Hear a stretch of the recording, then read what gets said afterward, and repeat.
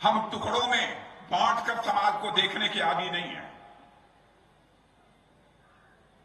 हमें लगा भले ही वह मुस्लिम धर्म को मानने वाली हमारी बहन हो, मां हो, चाहे किसी भी धर्म की मानने वाली कोई बहन और मां हो, बहनों भाइयों, वह हमारी भी बहन है, हमारी मां है। यदि उसके ऊपर जुल्म होगा तो हम वोट की चिंता नहीं करेंगे, वोट को ठोकर मारकर उसकी कठिनाइयों का हम समाधान करेंगे। और आपने देखा कि जब हमको संसद में बहुमत मिल गया तो चुटकी बनाकर 3 तलाक की प्रथा को हमने समाप्त कर दिया।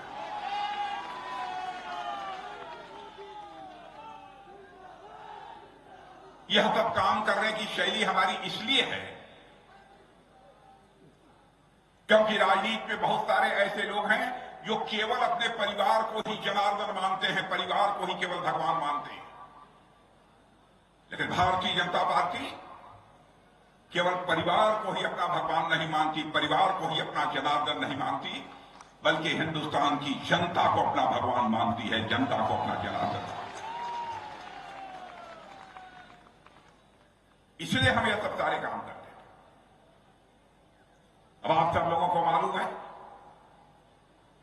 हम लगातार लंबे समय से यह कहते चले आ रहे हैं, जहां तक मुझे याद है 1984 से, कि जिस दिन केंद्र में हमारी सरकार बन जाएगी और संसद के दोनों सदनों में बहुमत मिल जाएगा तो अयोध्या की धरती पर भव्य राम का मंदिर बनने से दुनिया की कोई ताकत हमें रोक नहीं पाएगी।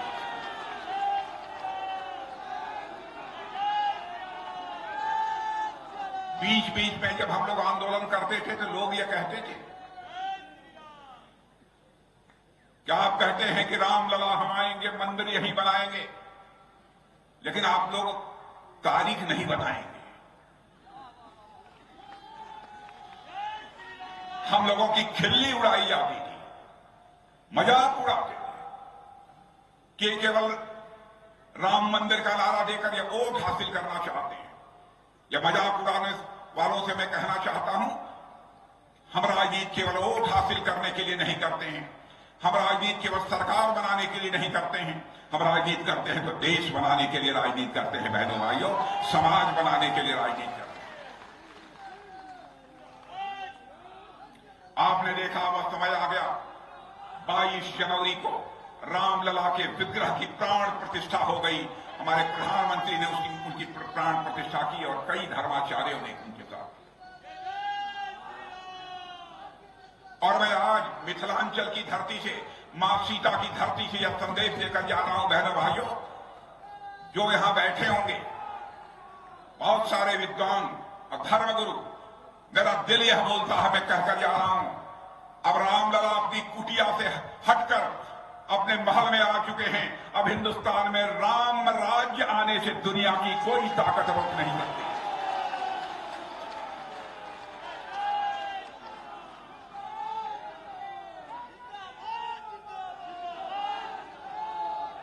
भारतीय जनता पार्टी की सरकार का जहां तक प्रश्न है, आपने देखा होगा कि इसके पहले की कांग्रेस की सरकारें थी, उन सरकारों पर बराबर भ्रष्टाचार के आरोप लगते थे, तरह तरह के भ्रष्टाचार के आरोप लगते।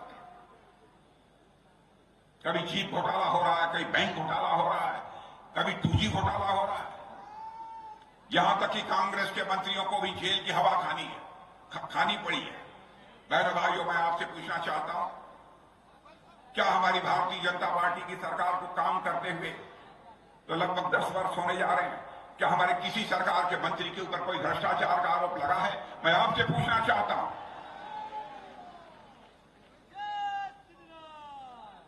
मंत्री की बात छोड़िए, पूरे सरकार पर कोई आरोप नहीं लगा। यह हमारी काम करने की शैली है, हमारे काम करने का तरीका। और मुझे याद है, राजीव गांधी जी भारत के प्रधानमंत्री थे। वैसे मैं किसी भी दल का कोई प्रधानमंत्री हो, बहनों भाइयों, हमारे जैसा व्यक्ति किसी प्रधानमंत्री की आलोचना नहीं करता है, चाहे वह किसी भी दल का क्यों न हो, क्योंकि मैं मानता हूं प्रधानमंत्री यह व्यक्ति नहीं होता है, प्रधानमंत्री यह संस्था होता है। और मैं जो कहने जा रहा हूं वह मैं राजीव गांधी जी की आलोचना नहीं कर रहा हूं, लेकिन प्रधानमंत्री रहते हुए राजीव गांधी जी ने कहा था, हम क्या करें, हम ऊपर से दिल्ली से 100 पैसा नीचे भेजते हैं, लेकिन लोगों की जेब में पहुंचते पहुंचते बामुश्किल 14 पैसा पहुंच पाता है और 86 पैसा यह भ्रष्टाचार की भेंट चढ़ जाता है। ईमानदारी से राजीव गांधी ने यह मजबूरी जाहिर की थी, लेकिन इस मजबूरी को चुनौती के रूप में इस भारत में किसी मां के लाल ने स्वीकार किया, तो भारत के लाल नरेंद्र मोदी ने स्वीकार किया। बहनों भाइयों, और आज आप देखते होंगे जनाधार, जनधन, मोबाइल और आधार की ऐसी ट्रिनिटी बना दी कि आज दिल्ली के बैंकों से 100 पैसा निकलता है तो 100 का 100 पैसा आपकी जेब में पहुंचता है, एक पैसा भी भ्रष्टाचार की भेंट नहीं चढ़ने वाला।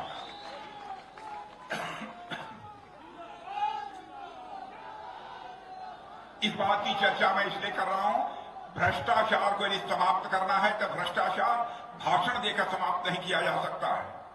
भ्रष्टाचार को यदि समाप्त करना है तो व्यवस्था में परिवर्तन करना होगा। और हमारी सरकार यह व्यवस्था में परिवर्तन लाने का काम कर रही है। क्या कभी किसी ने सोचा था कि हमारे किसान भाइयों को प्रतिवर्ष कोई सरकार आएगी, मुफ्त में वहां से 6,000 रुपया उसकी जेब में भेज देगी? क्या कभी किसी ने सोचा था झोपड़ियों में रहने वाली हमारी माताओं बहनों को भी गैस सिलेंडर से खाना बनाने का कभी अवसर मिलेगा? क्या कभी सोचा था किसी ने झोपड़ी में रहने वाला भी जो गरीब होगा, यदि वह बीमार हो जाएगा तो इलाज कराने के लिए 5 लाख रुपए तक का उसका मुफ्त इलाज होगा?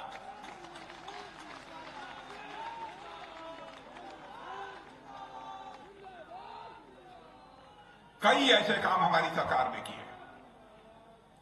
सारे कामों की यदि मैं गणना करूं तो इसमें लंबा समय लग जाएगा। बहनों भाई, बराबर कांग्रेस जब भी चुनाव के मैदान में उतरती थी तो कहती थी हम गरीबी समाप्त करना चाहते हैं। 50 वर्षों तक अखंड हुकूमत इस आजाद भारत में यदि किसी ने किया है तो कांग्रेस ने किया है। क्यों नहीं गरीबी समाप्त हुई? और आज मैं दावे के साथ कह सकता हूं 10 वर्षों के अंदर ही हमारे प्रधानमंत्री मोदी ने करिश्मा कर दिया है। बहनों भाइयों, गरीबी रेखा के नीचे जीवन निर्वाह करने वाले गरीबी रेखा के नीचे जीवन निर्वाह करने वाले 25 करोड़ लोग आज उस गरीबी रेखा से बाहर हो गए हैं। बहनों भाइयों, यह मैं नहीं कह रहा हूं, नीति आयोग कह रहा है। और बहुत सारी हमारे अंतर्राष्ट्रीय जो ऐसी फाइनेंशियल फर्म्स हैं वह कह रही हैं 25 करोड़ लोग अब उस गरीबी के संकट से बाहर हो गए हैं। यह है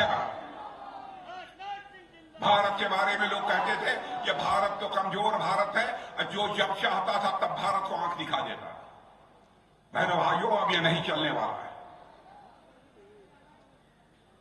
आपने एक बार देखा, मैं भारत का गृह मंत्री था, उसी समय पाकिस्तान से कुछ आतंकवादी आकर रात में सोए हुए हमारे सेना के जवानों पर कातिलाना हमला कर दिया।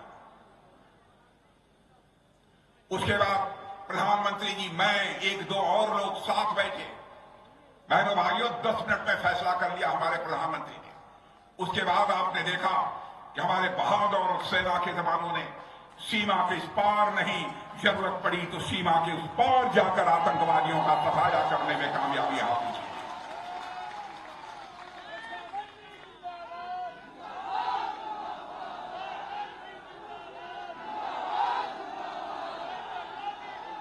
हमने यह संदेश दे दिया, 2 टूक संदेश सारी दुनिया को दे दिया, भारत अब यह कमजोर भारत नहीं रहा है। भारत अब दुनिया का ताकतवर देश बन रहा है। भाई शांत रहो, हद हो गई भाई, शांत रहो। हमने सारी दुनिया को यह संदेश दे दिया कि हमें यदि कोई आंख दिखाने की कोशिश करेगा तो जरूरत पड़ेगी तो हम सीमा के इस पार भी मार सकते हैं और जरूरत पड़ेगी तो सीमा के उस पार भी जाकर मार सकते हैं। यह भारत की हैसियत है। और बहनों भाइयों, कई ऐसी बातें हैं, कितनी मैं चर्चा करूं। अभी रूस और यूक्रेन, आपने सुना ना कि रूस और यूक्रेन के बीच पिछले 2 वर्षों से बराबर लड़ाई चल रही है। मालूम है कि नहीं आप सबको? कितने लोगों को मालूम है? जरा हाथ उठाइए। बहुत अच्छा, बहुत जागरूक क्षेत्र है। बहनों भाइयों, जब यह युद्ध प्रारंभ हुआ था 1.5-2 साल पहले, हमारे बहुत सारे भारत के रहने वाले बच्चे, वहां पर कोई इंजीनियरिंग की पढ़ाई कर रहा था, कोई एमबीबीएस के लिए गया हुआ था, तरह तरह की शिक्षा ग्रहण करने के लिए लोग, हमारे देश के लगभग 25,000 बच्चे यूक्रेन में पढ़ते थे।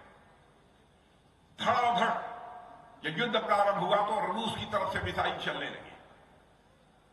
जब मिसाइल चलने लगी, बड़ी संख्या में यूक्रेन के लोग मारे जाने लगे।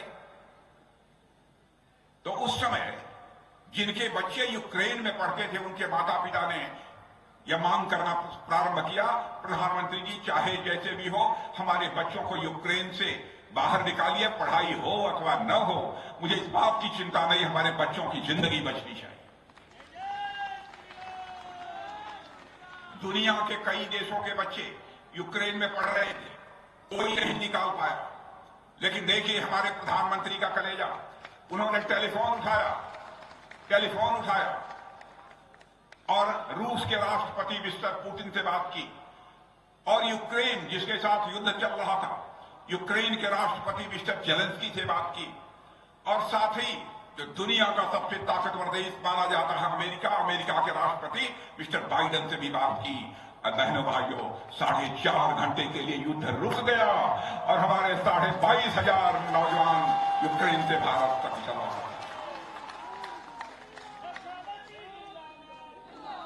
यह है भारत। अभी अखबारों में आपने पढ़ा होगा कतर, वहां पर हमारे नेवी के, नौसेना के कुछ पूर्व अधिकारी कुछ कंपनियों में काम कर रहे हैं। वहां की अदालत ने हमारे नौसेना के पूर्व अधिकारियों को फांसी की सजा दी। अब हमारे देश का कोई नागरिक हो, दुनिया के किसी देश की अदालत उसको फांसी की सजा दे दे, क्या हमारे दिल पर गुजरेगी? बहनों भाइयों, जब जानकारी इस बात की हुई तो हमारे प्रधानमंत्री ने कतर के राष्ट्रपति से बात की, और आपको जानकर खुशी होगी कि वहां के राष्ट्रपति ने जो भी सजा थी, सारी सजा को माफ कर दिया और हमारे सारे नौसैनिक सकुशल भारत आ गए। कल मैं विशाखापट्टनम में था। नेवी का एक बहुत बड़ा केंद्र है विशाखापट्टनम। वहां पर एक अधिकारी जो छूट कर आए थे, वह मुझसे मिले जब मैं भाषण दे रहा था और इस विषय की चर्चा की। सारे लोगों ने तालियां बजाना प्रारंभ किया तो वह उठकर कहे कि साहब, मुझे प्रधानमंत्री ने बचाया है। यह है भारत की ताकत। भारत की हैसियत निरंतर बढ़ती जा रही है। और इसीलिए मैं कहना चाहता हूं, यहां पर हमने बहुत सारे काम किए हैं। अब देखिए, भारत की एक संस्कृति है, भारत की एक परंपरा है, हम उन सब सारी चीजों का भी ध्यान रखते हैं। आए दिन बहुत जो कद्दावर लोग हुआ करते थे, बहुत सारी ऐसी कमजोर परिवार की बहु बेटियां, उनके साथ रेप हो जाता।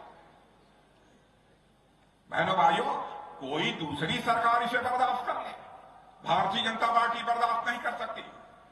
यदि किसी ने जबरन किसी मां बहन के साथ यदि रेप करने की कोशिश की, हम लोगों ने प्रोविजन कर दिया है, उसको फांसी की सजा दी जाएगी, फांसी से कम की सजा नहीं दी जाएगी। राजनीति नहीं की जानी चाहिए तो मूल्यों की राजनीति की जानी चाहिए। इस प्रकार की राजनीति हम लोगों ने की है। बेटियों को गर्भ में मार डालने की कितनी बड़ी समस्या थी। गर्भ में बेटियां होती थी, बेटी नहीं होनी चाहिए, बेटा ही होना चाहिए। इसके लिए भी हम लोगों ने कठोर कानून बनाए। यह गारंटी हम लोगों की है। अब हम लोग धीरे धीरे लोगों को रोजगार देना प्रारंभ किए। बेरोजगारी यहां पर 8.5% थी, इतने दिनों के अंदर हम उसको कम किया हम लोगों ने। अब भारत में बेरोजगारी का दर केवल 5% रह गया है। बहनों भाइयों, अवसर दीजिए हमारे प्रधानमंत्री को तीसरा टर्म ही नहीं, संकल्प लीजिए चौथा टर्म भी देंगे। हम गरीबी के संकट को भी दूर करेंगे और बेरोजगारी के संकट को भी दूर करेंगे।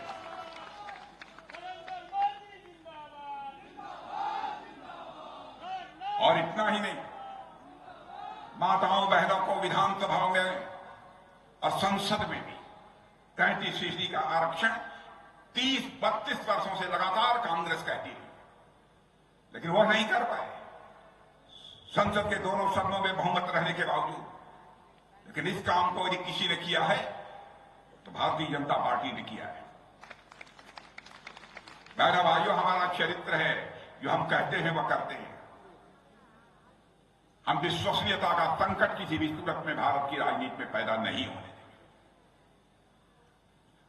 हम चुनाव के परिणामों की चिंता नहीं करते। क्या कभी आपने सोचा था पाइप से लोगों के घरों में पानी पहुंचेगा? क्या कभी सोचा था गरीब माताओं बहनों के भी, गरीब परिवारों के घर भी शौचालय बनेंगे? कोई प्रधानमंत्री शौचालय की चिंता कर रहा है, स्वच्छता की चिंता कर रहा है? इससे बड़ी संवेदनशीलता किसी प्रधानमंत्री की और क्या हो सकती है?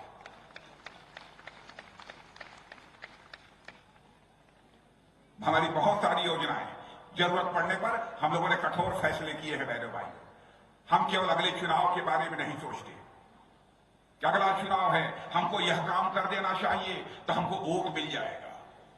हम इस बात की चिंता नहीं करते। हम इस बात की चिंता करते हैं कि हम वो कौन सा काम कर दें ताकि हमारे भारत माता का मस्तक ऊंचा हो जाए। हम इस तरीके से सोचने वाले हैं। हम लंबी योजना बनाते हैं। अब एक बैंक के बारे में, बैंक से आप सबका काम लेना देना है। जानते हैं बैंक में क्या हुआ? एक बार हम लोगों ने कठोर निर्णय ले लिया बैंक के बारे में, तो उसमें नॉन परफॉर्मिंग एसेट बोलते हैं, जिसमें कि उसका कोई पैसा डूब जाता है, उसको नॉन परफॉर्मिंग एसेट बोलते हैं। वो लगभग 11.5% के आसपास हो गया था, 11.5% आसपास। हम लोगों ने कुछ कठोर निर्णय लिए, कुछ पाबंदियां लगाई। अब वो 3.5% से नीचे आ गया। मेरे बहनों भाइयों, 3.5% से नीचे आ गया। अब वही बैंक जीरो बैलेंस खाता खोल रहे हैं, बिना पैसे के खाता खुला है। मैं दावे के साथ कह सकता हूं, यहां भी हमारी कुछ माताएं बहनें होंगी अथवा लोग होंगे गरीब, जिनका की जीरो बैलेंस खाता खुला है। जिनका खुला है जरा हाथ उठाइए, जीरो बैलेंस खाता किनका खुला है? क्या कभी कल्पना किया था आपने कि बिना पैसा दिए बैंक में हमारा खाता खुल जाएगा? क्या कभी आपने सोचा था कोरोना जैसे गंभीर संकट में मुफ्त में हमको 2 कोरोना की वैक्सीन लग जाएगी, टीका लग जाएगा? मैं दावे के साथ कहता हूं, यहां भी जो जितने लोग यहां पर खड़े, कितने बड़ी संख्या में बहनों भाइयों, कम से कम 2 कोरोना का टीका सबको लगा होगा। लगा है कि नहीं लगा? लगा जिन लोगों का लगा है जरा हाथ उठाइए। शायद ही ऐसा कोई होगा कि जिसको न लगा।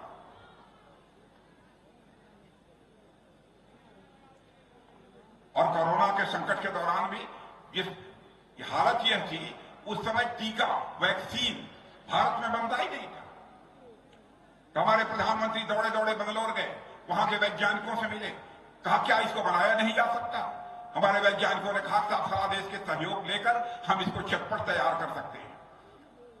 उन्होंने कहा जितने भी पैसे की जरूरत होगी हम पैसा मुहैया कराएंगे, जितने संसाधन की जरूरत होगी हम संसाधन देंगे, लेकिन वैक्सीन बननी चाहिए। और आपको जानकर आश्चर्य होगा, हम दुनिया के 100 देशों को हमने वैक्सीन मुहैया कराया है बहनों भाइयों, टीका मुहैया कराया है। और अपने समस्त भारतवासियों को भी 2 डोज टीका लगाने का काम किया है। यह है हमारा भारत। इसलिए हम तीसरे टर्म और तीसरे टर्म के साथ साथ चौथे टर्म की भी बात करने के लिए आए। हम तीसरे टर्म की यदि मांग कर रहे हैं तो सत्ता भोगने के लिए हम नहीं आपसे वोट मांग रहे हैं, बल्कि राष्ट्र निर्माण के लिए हम आपसे वोट मांग रहे हैं, भारत के विकास के लिए वोट मांग रहे हैं। अब आप देखिए, अर्थव्यवस्था के आकार, मोटी भाषा में समझिए, अर्थव्यवस्था के आकार यानी धन दौलत के मामले में 2014 के पहले हमारा भारत दुनिया में 11वें स्थान पर था। अब आपको अंदाज होगा सुन लीजिए, धन दौलत के आकार के मामले में हमारा भारत दुनिया में मोदी जी के आने के पहले 11वें स्थान पर था। बहनों भाइयों, आपको जानकर खुशी होगी, आज के 2 साल पहले ही हमारी सरकार की नीतियों के कारण जो भारत धन दौलत के आकार के मामले में 11वें स्थान पर था, वह जंप लेकर आज दुनिया में 5वें स्थान पर आ गया।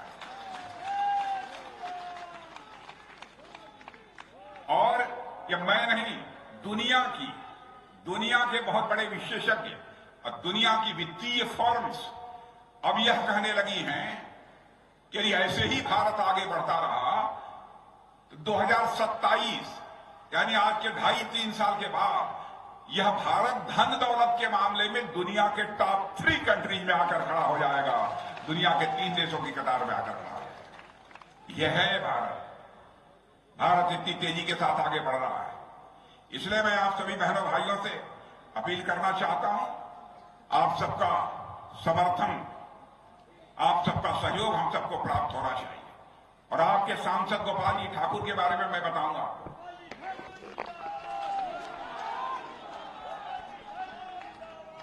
मैं गोपाल जी ठाकुर में जहां सादगी देखी है, गोपाल जी ठाकुर में जहां सरलता देखी है,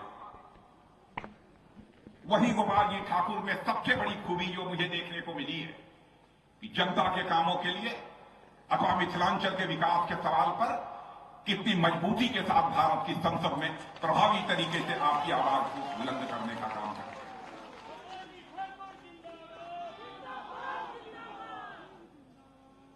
और बराबर इनका हाव भाव, वेशभूषा, बातचीत की शैली मिथिलांचल की शैली और संस्कृति का संदेश देती है भारत की संसद में। मेरे बहनों भाई, आज इस मिथिलांचल में आकर सचमुच मुझे बेहद खुशी हुई है। और देखिए, हमारी सरकार का कौन करिश्मा, राजेंद्र बाबू को भूल गए थे लोग। एक ही परिवार को भारत रत्न मिलता था, मिले, हमको कोई आपत्ति नहीं है, लेकिन क्या राजेंद्र बाबू को भारत रत्न नहीं मिलना चाहिए था? किसने दिया? किसने दिया? बोलो फिर, किसने दिया? क्या कर्पूरी ठाकुर, जिन्होंने की गरीबों के लिए अपने जिस्म का पसीना बहाया, जोखिम उठाया, क्या उस कर्पूरी ठाकुर को भारत रत्न नहीं मिलना चाहिए? किसने दिया? मोदी। और बहनों भाइयों, नरसिम्हा राव, ये कांग्रेस के नेता थे, भारत के प्रधानमंत्री थे।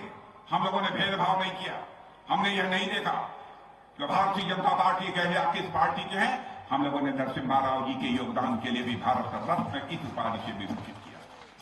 यह है भारत। ओबीसी कमीशन को भी संवैधानिक दर्जा देने का काम किया, हमारी सरकार ने किया। हम सारा भेदभाव सब समाप्त करना चाहते हैं, समरस समाज का हम निर्माण करना चाहते हैं। यह है हमारा संकल्प। और आप सबका आगे ऐसे ही आशीर्वाद प्राप्त होता रहा तो मैं दावे के साथ कह सकता हूं, 100 वर्ष समाप्त होने के कुछ वर्षों के बाद, लोग तो 2070 कहते हैं, लेकिन हमारे मोदी जी का प्रयास है कि 2047 यानी आजादी के 100 वर्ष पूरे होते होते भारत दुनिया का एक सबसे ताकतवर देश बन जाए। और मैं एक चीज बतला दूं, रक्षा मंत्री होने के नाते, पहले जो है ये तो गोले, मिसाइल, एमिनेशन, बारूद हम लोग दुनिया के दूसरे देशों से लेते थे। मोदी ने कहा कि राजनाथ जी बहुत हो गया, कब तक हम दुनिया के दूसरे देशों से लेते रहेंगे, भारत को रक्षा के मामलों में आत्मनिर्भर होना चाहिए। मैंने कहा मोदी जी बात पक्की। कहा कि तो गोले, सारे प्लेटफॉर्म्स, टैंक भारत की धरती पर बनने चाहिए, भारतवासियों के हाथों से बनने चाहिए। हजारों चीजों पर हम लोगों ने प्रतिबंध लगा दिया, हजारों चीजों पर मैंने लिस्ट जारी कर दी, प्रतिबंध लगा दिया। चाहे जो कुछ भी हो जाए, हम दुनिया के दूसरे देश से नहीं खरीदेंगे, हम इसे भारत की धरती पर बनाएंगे, भारतीयों के हाथों में। और आज आपको जानकर खुशी होगी, गौरव की अनुभूति होगी, जो भारत दुनिया का सबसे बड़ा इंपोर्टर, यानी दुनिया के दूसरों से यह सब रक्षा संबंधित साजो सामान आयात करने वाला भारत था। आज वह भारत 20,000 करोड़ रुपए से ज्यादा का निर्यात कर रहा है, एक्सपोर्ट कर रहा है। यह है भारत। हर मामले में भारत आत्मनिर्भर बनेगा मेरे बहन भाई। आज आपको मैं विश्वास दिलाता हूं। इन्हीं शब्दों के साथ पुनः एक बार शीश झुकाकर आप सभी का हार्दिक अभिनंदन करते हुए अपना निवेदन समाप्त करता हूं। आप सबको बहुत